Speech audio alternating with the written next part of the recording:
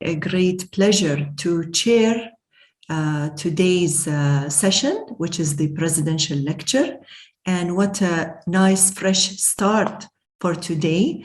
We're going to go ahead with a topic that covers the lipid field, and gives me a great pleasure and honor to introduce our speaker for this session, my dear colleague, Professor Kaushik Ray.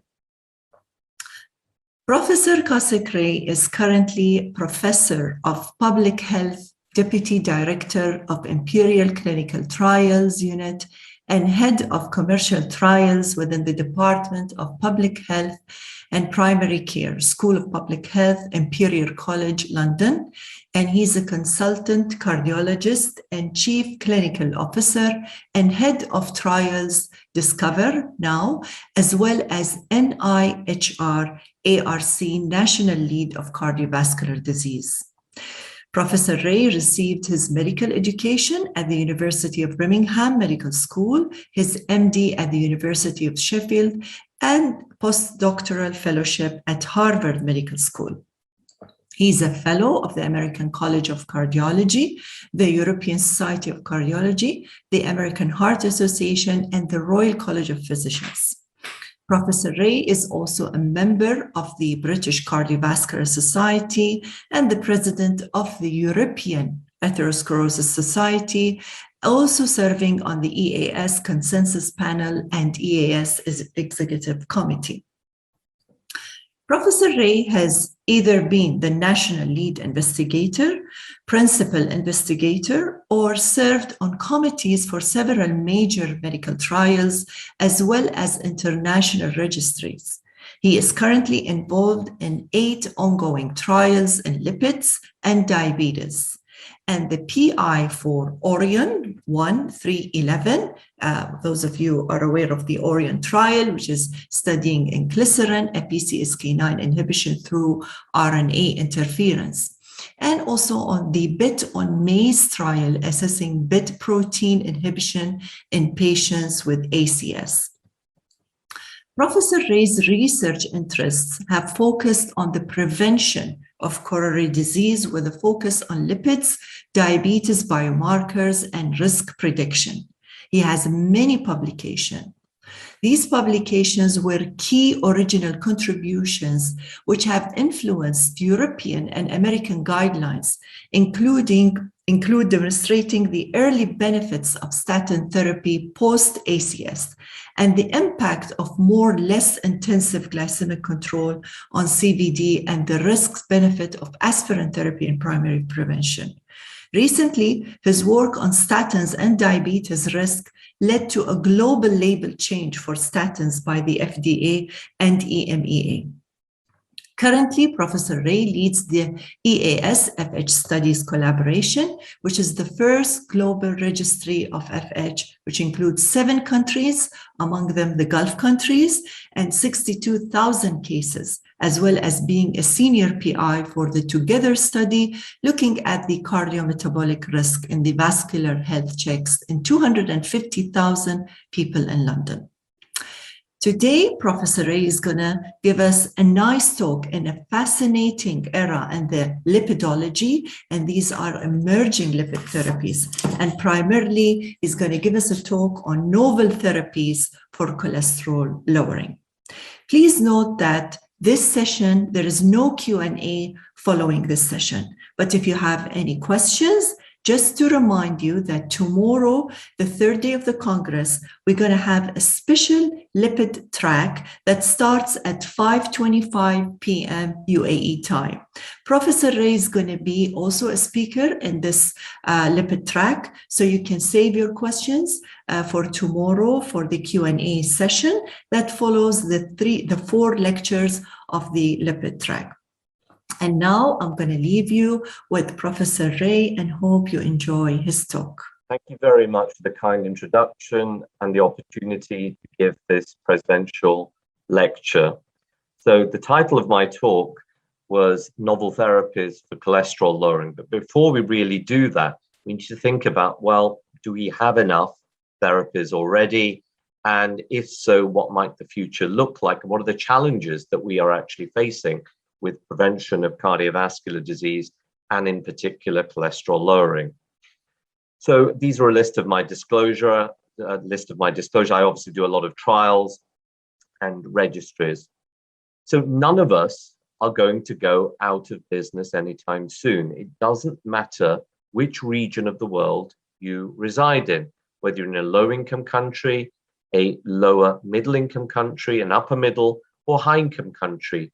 Atherosclerotic cardiovascular disease, which manifests itself either as ischemic heart disease like myocardial infarction or stroke, are near the top of causes of mortality. And even in the low-income countries, they're fairly close to the top. So as societies become more affluent, they often adopt adverse lifestyle features, and these are maintained, which contribute to the risk of cardiovascular disease. So it's not just things like diabetes, but it's also things like hypertension, mixed dyslipidemias, and so forth. So there's a huge challenge that we face. Now, the next thing to think about is we talk a lot about lipids, and you've all got your favorite lipid fractions that you might believe are more or less important. So let's look at that in a bit more detail. So most lipoproteins, and these are shown here, chylomicrons, VLDL, intermediate density lipoprotein, LDL, low density lipoprotein, and HDL, high density lipoprotein, are shown here relatively in terms of their size. They contain both triglycerides and cholesterol as well. And you'll see that if you look at the ApoB containing lipoproteins, which are the first four particles here, the amount of triglycerides to cholesterol content changes as we go from left to right. So the LDL particle has very little triglyceride and mostly cholesterol esters, and chylomicrons, a product of diet, and VLDL, the first precursor to LDL that's produced by the liver, contain a lot more in the way of triglycerides. So when you measure triglycerides, it's telling you something about the number and type of particles that are in your bloodstream. We call chylomicrons, VLDL, and intermediate density lipoprotein triglyceride-rich lipoproteins for obvious reasons. They contain a lot of triglyceride. But they all have one ApoB100 on the cell surface. So the people who are non-diabetic, who are not obese, who don't have insulin resistance, the total cholesterol content of these four particles mostly is driven by the cholesterol that's in LDL. But in people with diabetes, high triglycerides, people with lots of triglyceride-rich lipoproteins, these particles carry cholesterol as well. So LDL may not approximate as well to the total cholesterol content. So we can either, if we were looking at the total cholesterol cargo, we can use something called non-HDL cholesterol, or we can count the number of particles. So if you like, B stands for bad. And then you've got ApoA, which is a lipoprotein on the surface of the HDL particle. And the HDL particles contain both cholesterol and triglycerides. And if you look at all of these together, basically they give you this entire picture. Now, your routine lipid panel consists of three things that you measure. Most laboratories will measure total cholesterol. They will measure directly HDL cholesterol and triglyceride. But what they will do is calculate, using the Friedewald formula, the LDL cholesterol levels. And that's shown here. Total cholesterol minus HDL-C minus triglyceride over 2.2 if this is in millimoles, or over 5 if this is in milligrams per deciliter. So you can do this. Now, this equation works very well when your triglycerides are not particularly high. They also don't work so well if your true LDL cholesterol is really low. So you might know that with certain treatments, we see quite low cholesterol levels. And that is in part an artifact of using these formulas. So if you look at direct assays, for example, the real LDL, the true LDL is somewhat higher. Then we have these more advanced lipid panels. I talked briefly about ApoB and ApoA. What I didn't mention was lipoprotein little a.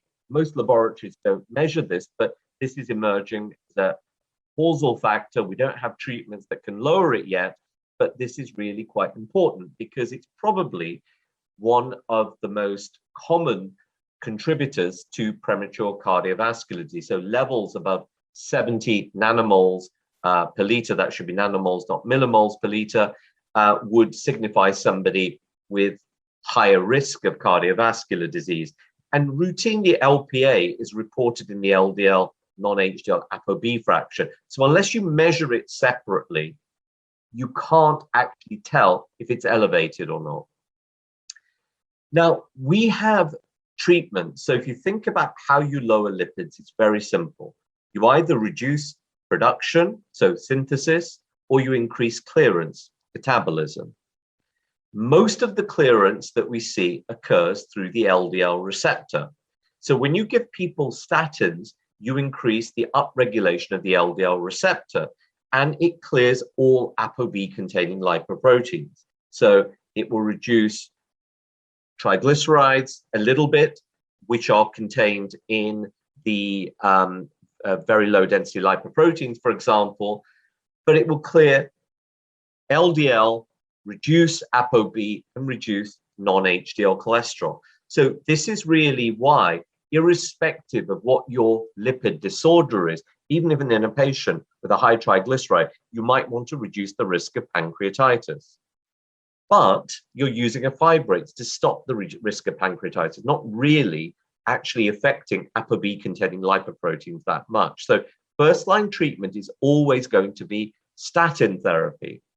Now, I'm not going to talk too much about elevated triglycerides or elevated lipoprotein little a. I mean, I would need another 1 hour to do that. But essentially, there are specific treatments being tested that are targeting LPA reduction. And there's a trial going on called Horizon, looking at antisense-based technologies that will reduce LPA by 80 or 90%. There's a trial with a so-called SPARM. It's like a fibrate that is being tested, pemafibrate, in the prominent trial.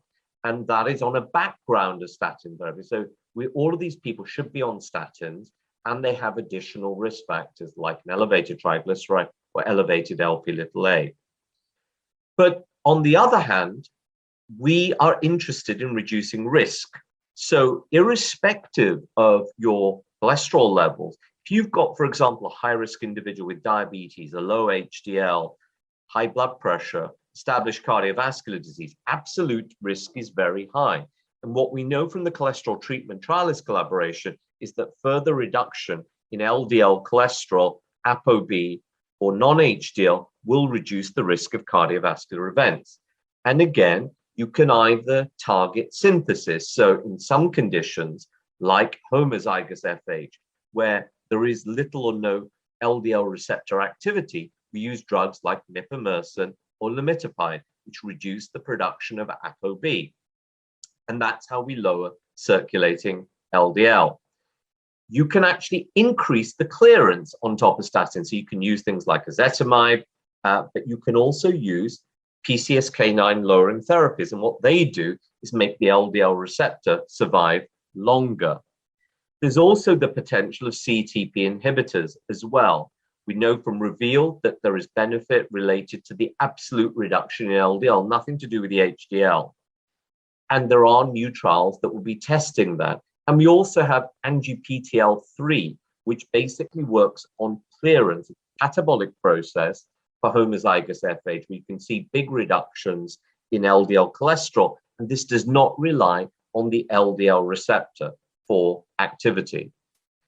The second thing is that we've got to think about is we don't just give lipid-lowering therapies to people with abnormal lipids. What we're interested in, and it's a mindset change, is risk. But risk varies from individual to individual. So all of the guidelines guess and try to estimate and pick out those individuals who are going to be at highest risk of cardiovascular disease. And these may be people who've already had an event, an MI, they've had a bypass operation, particularly if this happens early in life. these people are more vulnerable to recurrent events and progression over the rest of their life. There are people where LDL and lipids aren't necessarily that abnormal, but they have a high risk condition for atherosclerosis, like diabetes or chronic kidney disease. And then there are those people with genetically primary elevations in LDL cholesterol. So the classic example is familial hypercholesterolemia with a prevalence of 1 in 311, or even polygenic hypercholesterolemia, multiple genes contributing to elevations in LDL. Now, if you don't fall into one of these three categories, how do you get to be a high-risk individual? Well, maybe you've got a little bit of this and a little bit of that. Maybe you've smoked a bit. Maybe your blood pressure is a little bit on the higher side. Maybe your HDL is a little bit on the lower side. And what we do is use risk calculators, because none of us can actually guess and predict what somebody's 10-year risk is going to be. So we use these and we put these into a risk algorithm and we estimate 10-year risk. Now, there is no such thing as the perfect LDL. Lower is better. The lower your LDL, the lower your risk. But we don't necessarily need to overtreat low-risk people. But at the same time, you don't want to undertreat high-risk individuals. So if you look at this analysis from CTT, where the vertical axis is the number of events prevented, and this axis here shows you the 5-year risk of cardiovascular disease. And then this axis here shows you the absolute reduction in LDL. So this is about 40 mg per deciliter. This is about 100. If I lower LDL by 100 mg per deciliter, I'm going to prevent more events than if I lower LDL by 40. But this is against a background risk of 1% per year.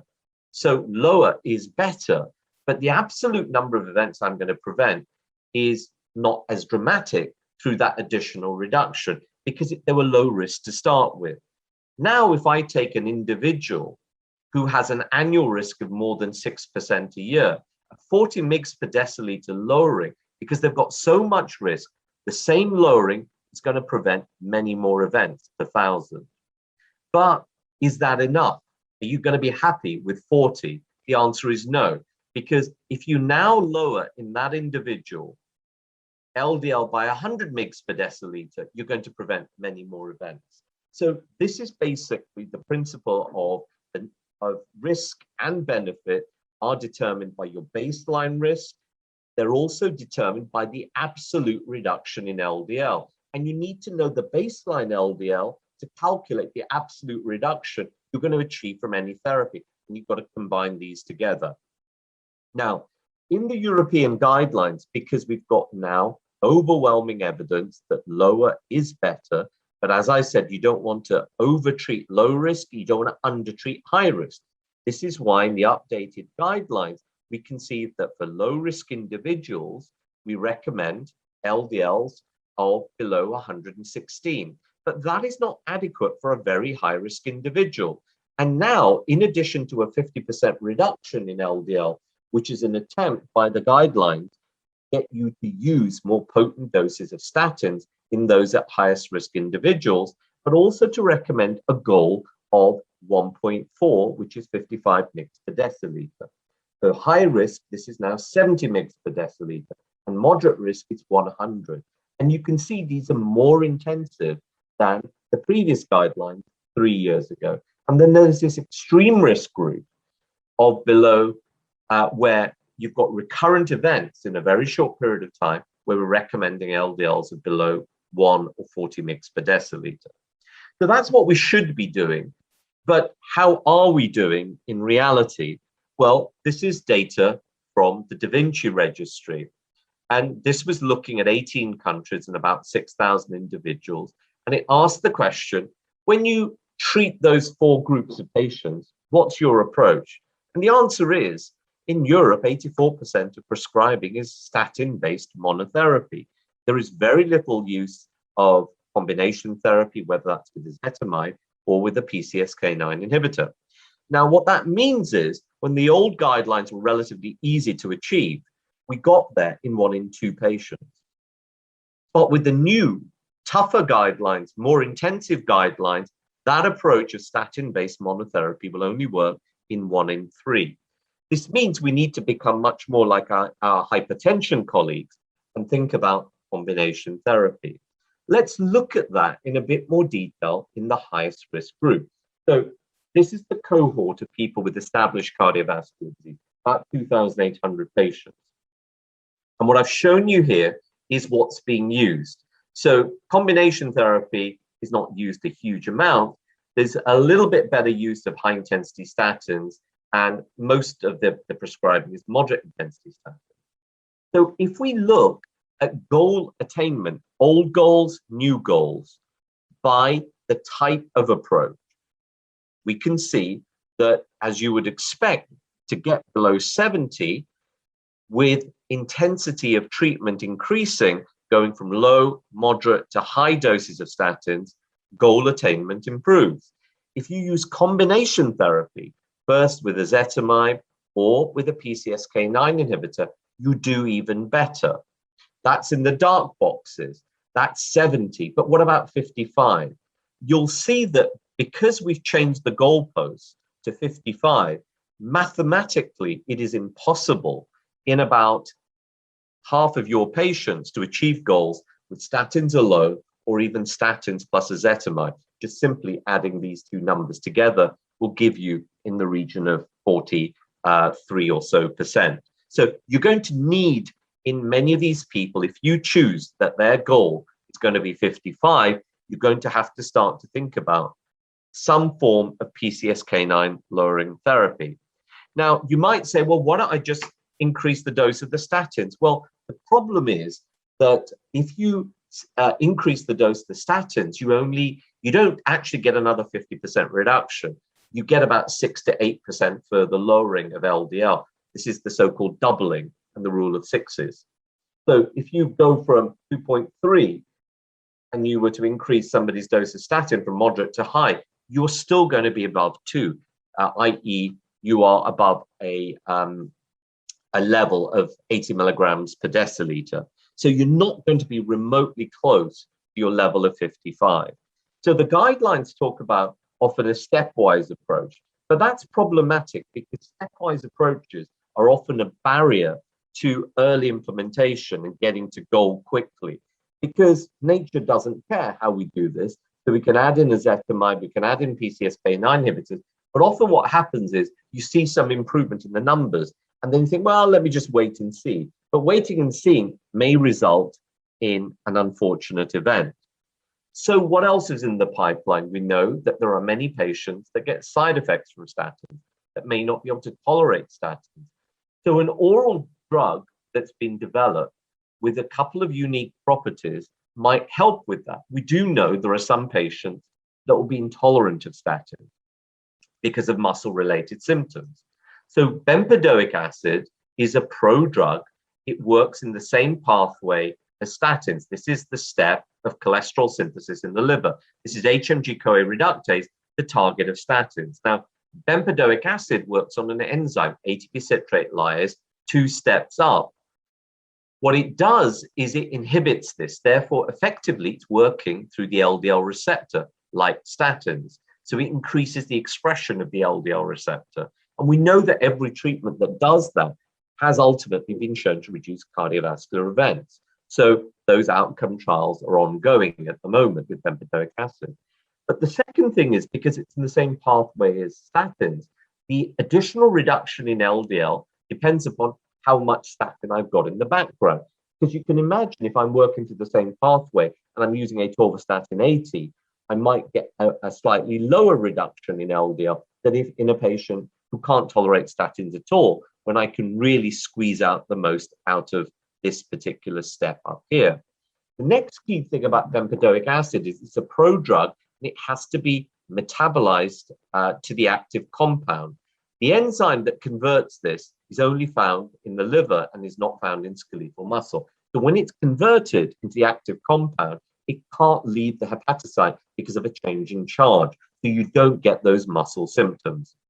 Now, in the largest trial to date, we showed that the addition of bemperdoic acid on top of high or moderate doses of statins gave you a further 18% reduction in LDL cholesterol with appropriate reductions in non-HDL, total cholesterol, and ApoB. In patients who are statin intolerant, either on low or no doses of statins, you can squeeze out more LDL reduction. You can get as much as 25, even up to 28% reduction in LDL cholesterol. And these were basically the 4 trials that were done, 2 against a background of high or moderate dose of statins and 2 in statin intolerant patients. There is also now available a fixed dose combination, which works very well for people with statin intolerance, containing bemperdoic acid and ezetimibe. And with this, you get something close to 40% reduction in LDL. So for a statin intolerant patient, if you think about it, combination of bemperdoic acid with ezetimibe is giving you something close to the reduction in LDL you'd expect with 40 milligrams of atorvastatin, for example, or 10 milligrams of rosuvastatin.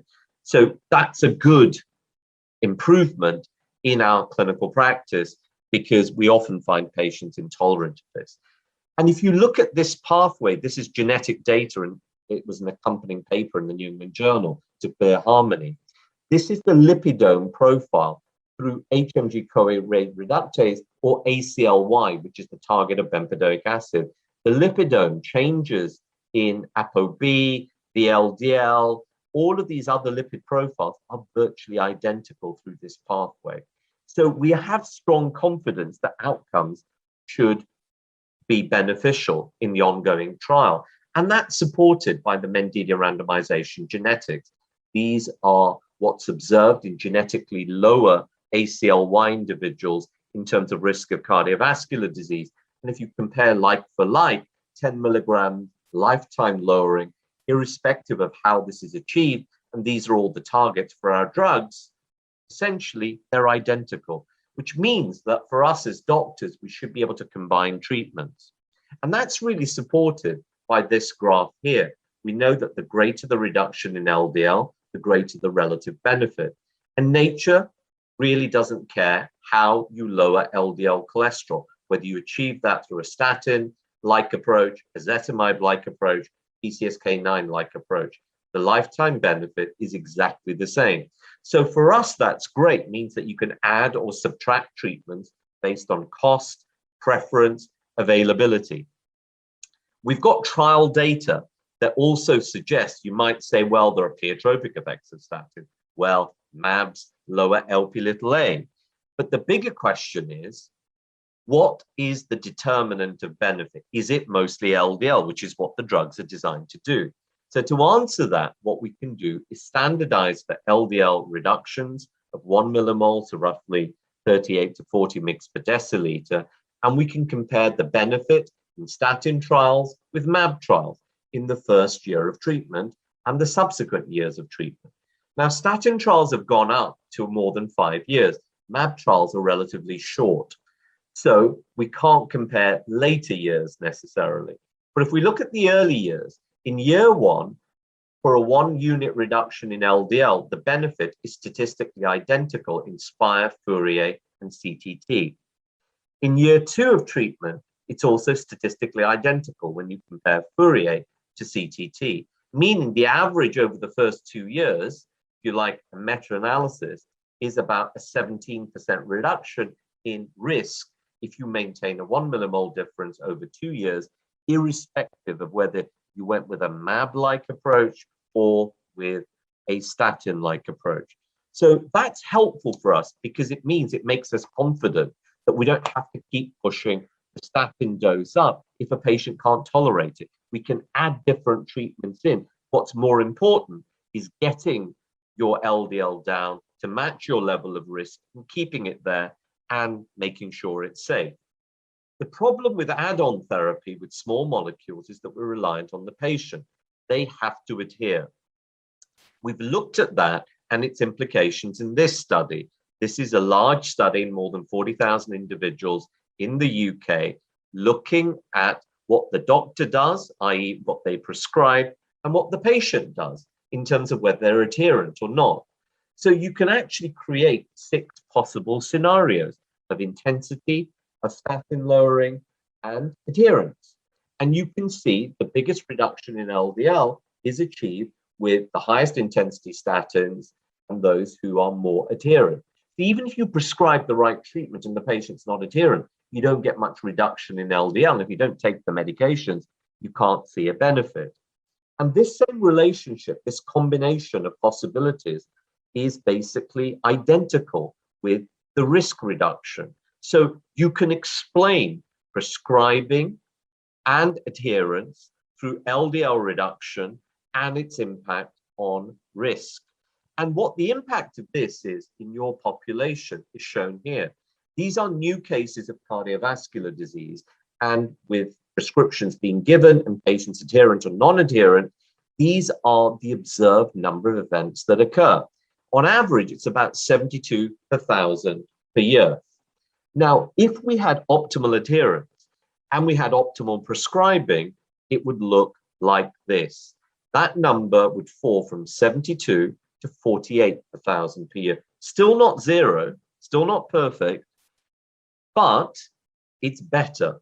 So that would be a saving of 12,000 cardiovascular events per year for a population of 500,000, 500,000 individuals. So you can see that, one, we've got a challenge of getting enough reduction, but the next challenge is I'm going to need combination therapy. But then if I'm going to need combination therapy, I'm reliant on a patient being adherent for many, many years. And it's in that context and that background that siRNA-based approaches, I think, will revolutionize how we practice medicine. There are two basic forms to think about. Firstly, antisense, and on the right-hand side, small interference RNA. Now, they're very different. Firstly, the drugs used for antisense are given as a single strand. These are all injectable. The aim is the same. The antisense strand, or the active antisense strand in the siRNA, which is given as a double-stranded compound, essentially has to match a message. There are genes, there are proteins produced as a result of those genes, but there's an intermediate step, messenger RNA, the message. And what this drug binds to is an identical matching sequence of messenger RNA, 23 base pairs or so. And by binding that, it then triggers catabolic breakdown through an enzyme called RNase H. But the dosing frequency of this is relatively more frequent. It's occurring inside the nucleus. It's monthly dosing that's required. This is being tested for LPA lowering in the Horizon trial. Now, your cells have a natural process for switching off messages that occur in the cytoplasm. And they contain something, cytoplasm contains something called the RNA-induced silencing complex. And this is happening all the time. You're switching off messages and therefore proteins all the time. We can piggyback onto that. We can basically inject a drug given as a double-stranded RNA with a sense and an antisense strand. Two strands separate. The antisense strand is retained in the RNAs in the RISC complex, and this is what makes it very stable. I can give a small amount of drug, which sits here protected from breakdown, and it does nothing until it sees a messenger RNA that it's matched to, and then it targets that for catalytic breakdown. And so this approach potentially gives us a long duration, highly specific targeted therapy. The next challenge is, how do I get this into the liver? Because that's where we want to target most of the proteins. Well, the liver expresses a receptor called the asialoglycoprotein receptor. The purpose of this is to bind aging senescent cells and remove them from the circulation. So if they bind to these cells, there has to be something that they recognize. And this is what we are talking about, GalNAc. So I can add this onto any drug, and therefore within 4 hours, it's taken up by the liver. Now what happens is I don't have to use a large amount of drug. Small injection volume, small injection dose, all taken up by the liver, and then it just it sits in the RISC complex and then targets the specific messenger RNA. So this basically means that we have treatments like statins and bemperdoic acid that will help us make more LDL receptors. But there's a second protein called PCSK9, which breaks down these LDL receptors so they don't live as long. Therefore, if you had a way of either binding PCSK9 in the circulation and the way that we've used the monoclonal antibodies, or to reduce its production, and the way you do that is target messenger RNA, either through antisense or, as we know now and has been approved, with Inclysarum and siRNA-based approaches, you can target lowering of the same protein, but through two different approaches. Now, is there an advantage of one approach over the other? Well, let me show you some kinetics. So this is an injection of a monoclonal. So the amount of drug peaks and then it drops away. PCSK9, because everything is bound instantly, drops instantly. And then as drug levels start to fall, PCSK9 levels will start to go up. Because remember, the liver is continuing to produce PCSK9. So effectively, a MAB is like sitting with a bucket collecting PCSK9, most of which is coming from the liver. You'll see that LDL cholesterol levels fall. They lag, but they actually don't peak straight away after PCSK9 levels go back up. So this is why with dosing schedules, we now have every 2-week dosing schedules for monoclonal with larger amounts of drug, and the dose we use commonly is 140 milligrams of evolocumab. We can get complete binding of PCSK9 in the circulation, but the liver continues to make PCSK9. Therefore, we have to repeat the dosing interval every 2 weeks. And this gives us a relatively steady profile. But the inconvenience is the every 2-week dosing. Now, what we were able to show with Inclysarum is that a single injection, because it's working at such an efficient process, essentially reduces PCSK9 by about 80%, but not 100%, because about 80% comes from the liver, and that's what we're targeting. But that is enough to give us a peak reduction in LDL of over 50%. There's a steady return towards baseline at about 2 to 4% per month. So it doesn't make any sense with a long pharmacodynamic effect to look at percentage reduction at day 60 or day 180, because the percentage reduction with a single dose is going to be different at different time points. What's more important is the area under the curve. So with a single injection over 9 months, time average reduction in LDL is 41%. With a second dose given on day 90, and this is the 300 milligram dose I'm showing you, you get a little bit more LDL reduction, but what you get is that saturation of the RISC complex, and so you've got a longer duration of action. And if you look at day 270, the percentage reduction is fairly similar to what was observed at day 90, meaning after that second boost, if you will, on day 90, you should be able to go to a 6-monthly dosing interval and maintain a 50% reduction in LDL cholesterol. Well, that's what we hypothesized, and we tested those in 3 landmark studies. Orion 11 was a population that was high-risk primary prevention and secondary prevention, and Orion 10 was only secondary prevention. And in total, we've got over 3,000 patients over 18 months. And you can see that with a dosing schedule of day 1, day 90, and 6 monthly thereafter, you can reduce PCSK9 levels and keep them down. And what that translates into is about a 50% reduction in LDL cholesterol in percentage terms. This is done without really risking safety. So you've got to separate in your mind the pharmacodynamic effect, which is on LDL through that highly specific mechanism. It's a bit like thinking about if I've got a river and I want to stop the flow in the river. If I go downstream, it's very wide. I'm going to have to put a lot of bricks there to stop it. If I go upstream at a source, small brick or pebble, and stop the thing. So that's a good way of looking at it. And if you look at various adverse events that we all report in these trials, it's absolutely identical. The only difference that you'll see is a small excess of injection site reactions, about 1% to 2%. These are mild, transient, non-sustained, non-severe. Liver function, kidney function, CK, platelet count, all identical. The real impact of this, though, is going to be on when we add a second treatment on. Statins are going to be first-line treatment. Of course, they're cheap, they're available everywhere, but we know they're not going to be enough for many. And the problem with second treatments is that pill burden or that medication burden. On the left-hand side are 60 patients taking statins where we're supposed to be on a stable dose, and we've measured LDL 6 months apart. Some will go up by 50%, others go down. This is variability due to adherence.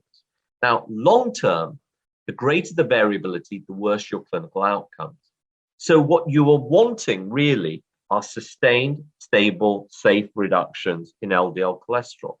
So in the Orion 1 trial, when we add in Inclysarum on top of statins, even though the patients may be misbehaving with the statin itself in the background, because you are watching, it's physician administered or healthcare professional, nurse administered, everybody responds.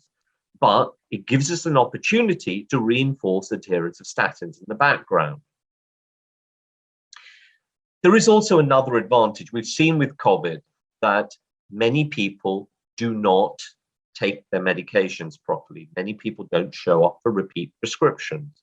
Because of that long pharmacodynamic effect, these are the time courses. These are waterfall plots showing you that after 2 doses of Inclysarum, day 1 and day 90, how long they continue to respond in terms of days, and still have a response of more than 20% reduction in LDL.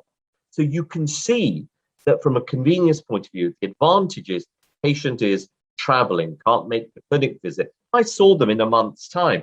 I really don't have much to worry about because LDL's only changed by 2 or 4%. Even if it was 2 or 3 months out, I still don't have to worry about it because of this long duration of action. So it really gives us, from a population health perspective, an opportunity to manage cholesterol really well, efficiently, and properly.